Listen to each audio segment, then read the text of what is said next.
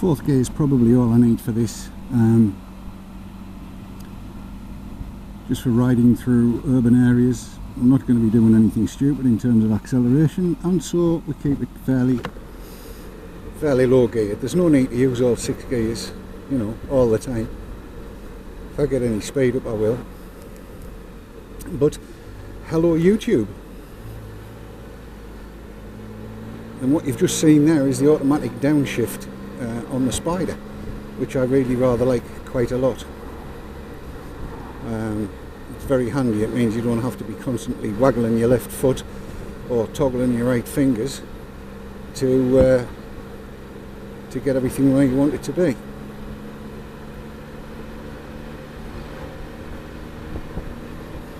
So the gear shifts down here, if you can see it. In second currently, a thumb press, and we're up to third, if you can see all of that.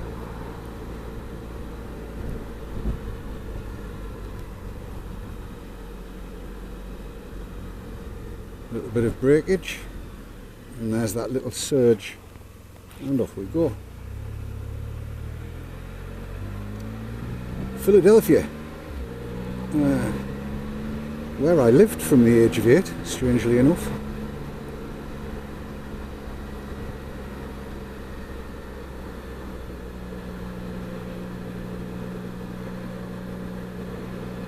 I wave at everybody on 2 wheels and 3. Seems the nice thing to do. Into 4th, cruise control, hands-free riding, nice and relaxed, exactly the way it should be. This is what I like about modern day motorcycles. You didn't have this when I was a lad. Hand car wash.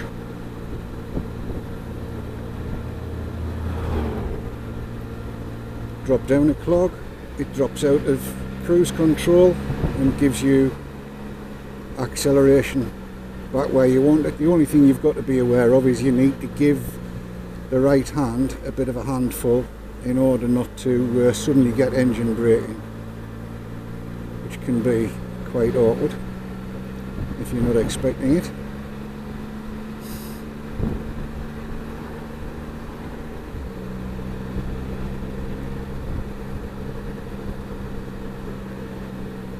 I've no idea whether or not you'll be able to see what's happening with my hands on this. I'm hoping you can, but it may be that the helmet gets in the way, because yes, currently the Pixpro SP360 dual pack is mounted on the top of my lid, so it should give you a fabulous view of what's going on, I hope, and you'll be able to see all over the place.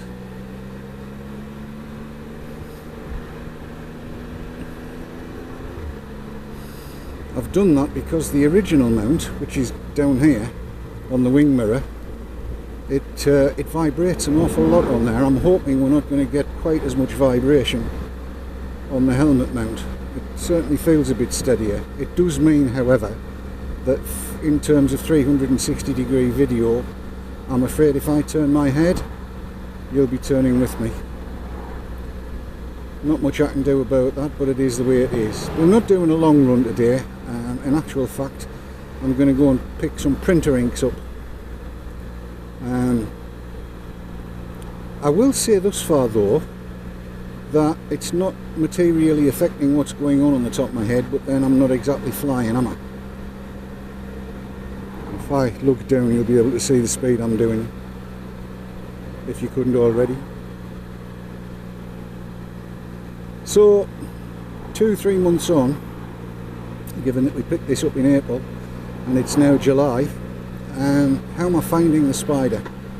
Well, I have to say, the more I use it, the more I ride it, the more I like it. I did discover that Harley-Davidson make an actual trike with the 2 wheels at the back, but I have to say, until they come out with one with 2 wheels at the front, I'm not actually tempted. This is riding really nicely, and I really like the way it handles. I love the way the comfort is so pretty much assured.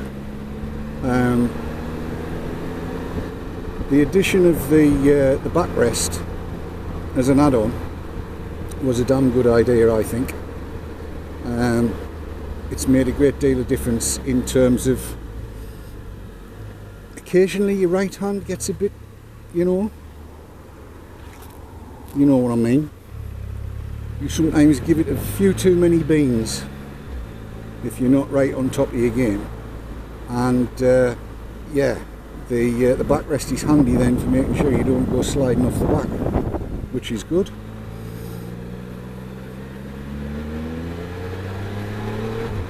Because it does move.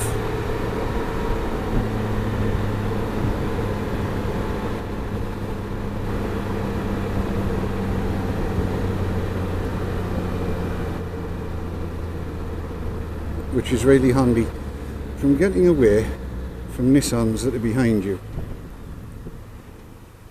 which you will well be able to see, I hope. Self-cancelling indicators don't always, so I do have to check, but then you should check anyway, I suppose. A loud click would be good. Not quite sure how effective that would be on a bike. Could Bluetooth it into the headset, I suppose.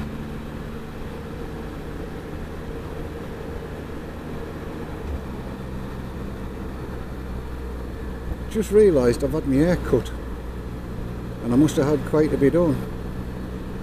I perhaps should have put a balaclava on, but I didn't.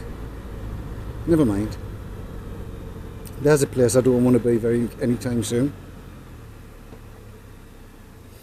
And again, automatic downshift as we pull up to the lights.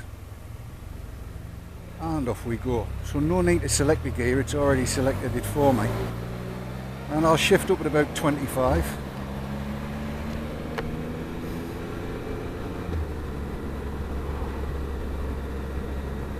And it's smooth. Very, very smooth. So travelling up the road now towards Hettonley Hall, and then through Hetton to Easington Lane, and a little further on we'll come to what used to be a garden centre called Plants R Ross, not quite sure what it's called now, wherein is the place where the computer inks are sold at £5 a set of 4 different colours. It's £1.25 a cartridge. That's ridiculous. But for the amount we use the printer, it'll do.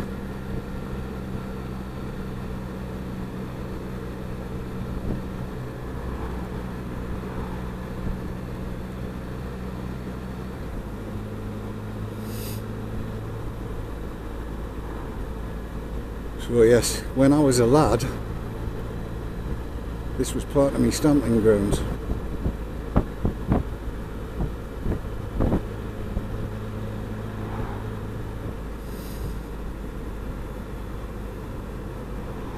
The Whittakers lived there.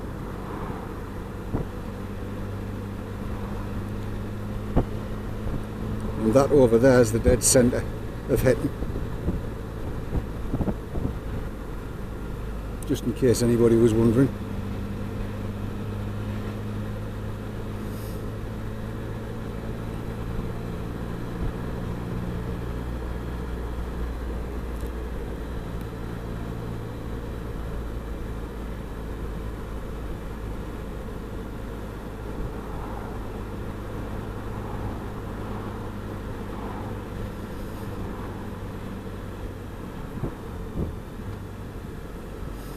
So this is the centre of Hettonley Hall.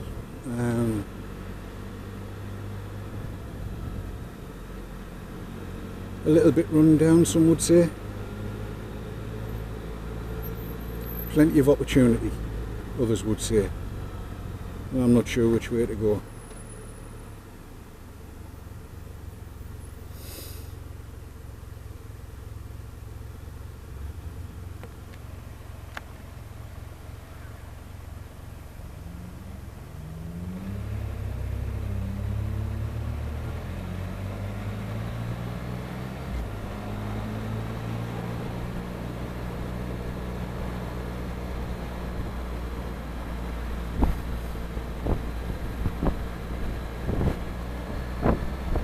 those interested in such things.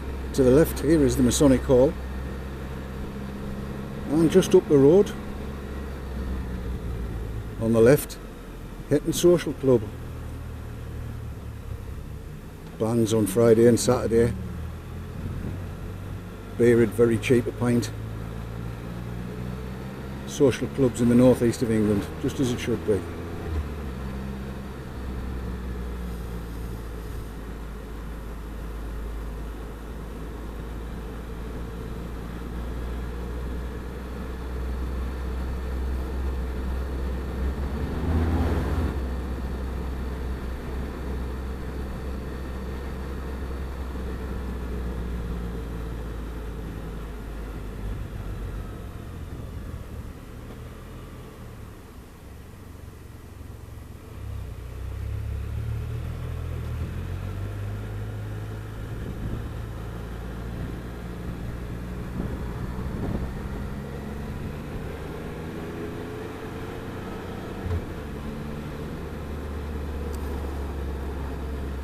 Hetton Lions, this is called, or 4-lane end, some people know it as.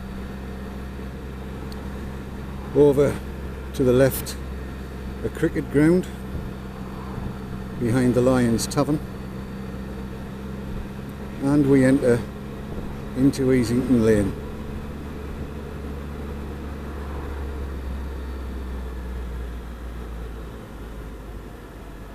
These are all mining areas.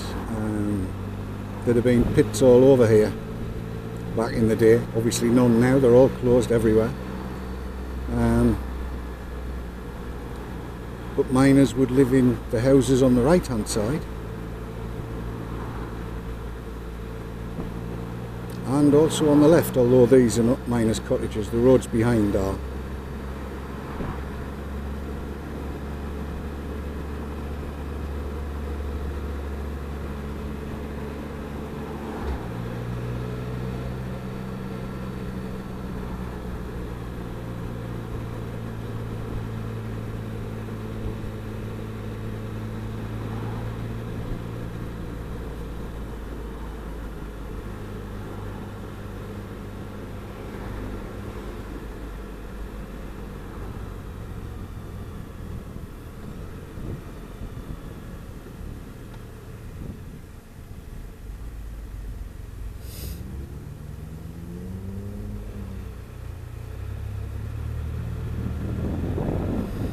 So yes, I'm trying not to move my head around too much, so that you can choose what you look at rather than me choosing for you. But the beauty, I suppose, about 360-degree cameras is you can always swizzle it back the way you want to look. So if I'm looking right and you're using a VR headset or whatever, then you can swivel your head left as well. Now I've got an itchy nose, so I shall scratch it. The beauty, of course, being that I can ride and scratch my nose without having to worry about clutch control. It's clever. I do like this thing. So yes, Easington Lane is what this is. The top end of. As you can see, there's a lot of vacant property, a lot of property up for let. Seriously, boys, get a decent one.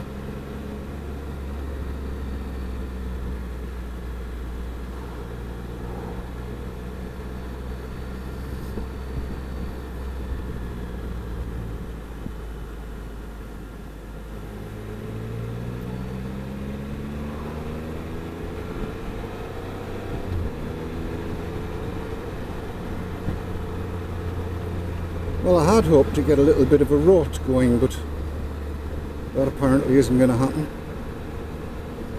Not with that big blue truck up ahead, unless he turns off, but I suspect he's headed for the A19.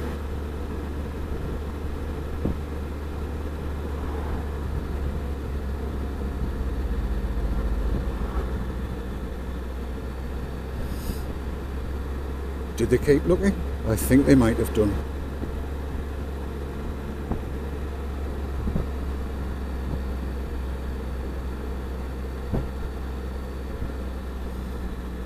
It's a rather nice F-type Jaguar, brand new as well by the looks of it, all-wheel drive, and we are about to head into the scourge of belt drive motorcycles everywhere. It's recently been resurfaced, and the lazy idle bastards just chuck chippings on it and expect the cars to roll it all in, forgetting of course that those of us on 2 wheels or 3 wheels can have all kinds of issues with it. And here we are, this is the kind of road, and I'm sure it's very good when it all gets itself sorted out, but there always seems to be that little bit of a pile in the middle, which on the Spider the back wheel wants to sit on top of and slip off the side of. It's an absolute pain in the jacksie, and you just worry that it's going to throw chippings up into the belt, which can't do it any good.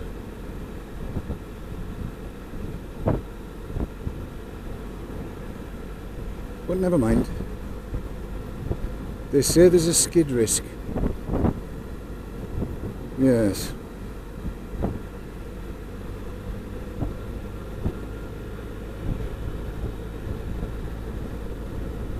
Also chucks dust up and means you end up cleaning the bike rather quicker than you'd want to.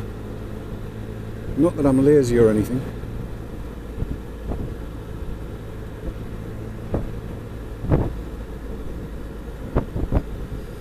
Now I know those of you that ride two-wheelers would be thinking, well, I'd have been away past that lorry by now, and yep, you would. And if I was on 2 wheels, so would I, but I ain't. You have to treat this thing more like a car than a bike. You've got all the freedom, the open airness, the wind in your faceness of a bike as much as you want it. But you do have to treat it like a car on bends, and you know, for overtakes it's just the way it is. I don't consider it to be anything of a drawback. At the age I'm at now, I'm not really bothered about taking too many chances, and I'm pretty sure that the chicken strips on a 2-wheeler, had I got one, would be fairly wide, and I'm pretty good with that.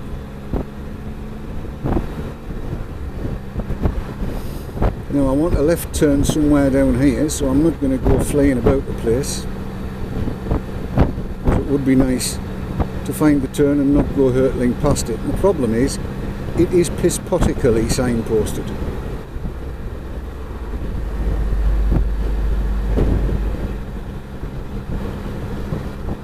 And this road is horrible. Bouncy, rutted, and here we are.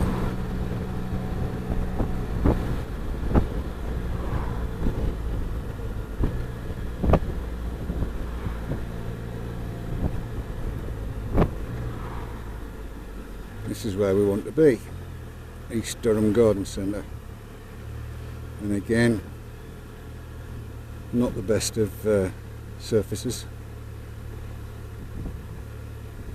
but it will do.